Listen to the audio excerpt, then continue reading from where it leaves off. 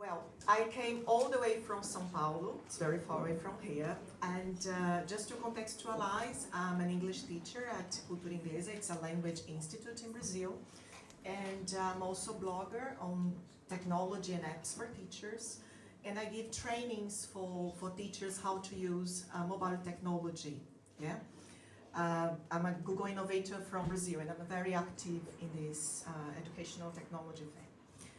What I come to share with you, hopefully in the 5 minutes I have, two important things I use in the classroom.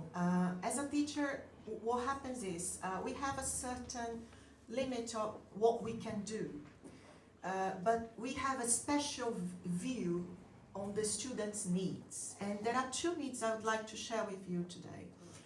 The first need was back in 2013, when I had a student, a blind student. I just found out he was going to be part of a group. There were 20 students overall, and one of them was completely blind from the age of 6.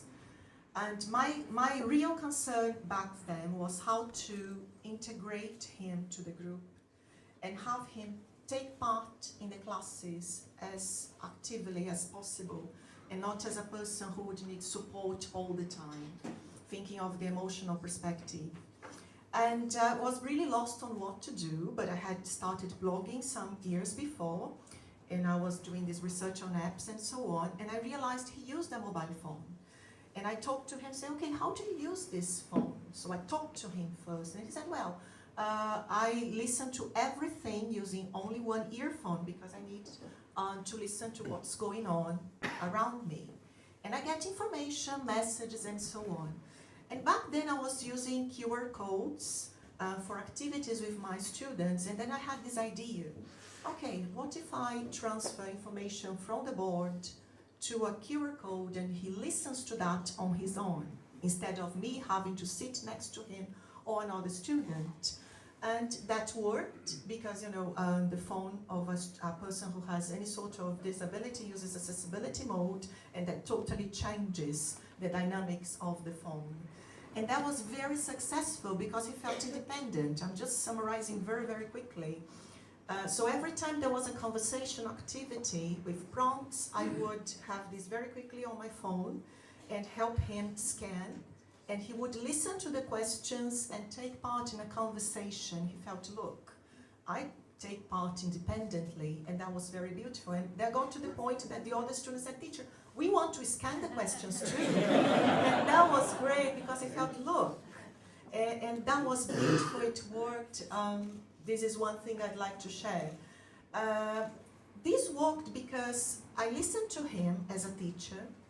I had support from the school where I worked. They said, okay, if you feel that's gonna work, okay, you have freedom to try it out. And because I listened to him, he was able to give me feedback, but a very direct one. Okay, teacher, this works, but I used only like this app and another one, the voice recorder with him. So I had to be very, very simple, and that simplicity was very positive. Another thing I'd like to share with you is the usage of mobile phone for collaboration among students. When we start classes in, you know, English as a foreign language, we have the brainstorming phase where there's a warm-up activity and latecomers and the students who just arrive and don't know what's going on, or maybe people who miss that for a number of reasons. And I noticed that in this part, when people get started, there's a precious moment for vocabulary acquisition, for exchange of ideas, for recapping vocabulary and lots of other positive things. And how is that it vanishes into the thin air? So I started using with them, I proposed the usage of Google Docs, the app on the phone, so they could collaborate and write down some ideas, and they got really excited. Oh, we can write at the same time. Yes, you can, and I can see what you're doing.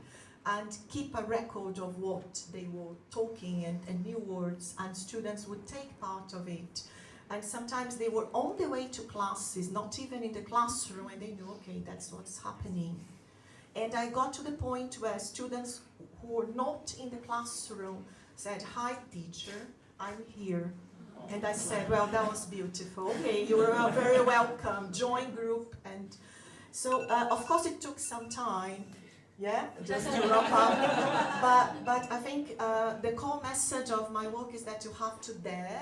You need to have a vision, but you need to go very practical, try it out, and spread the word. So blog, share, so that what is a good practice can be taken further. Thank you.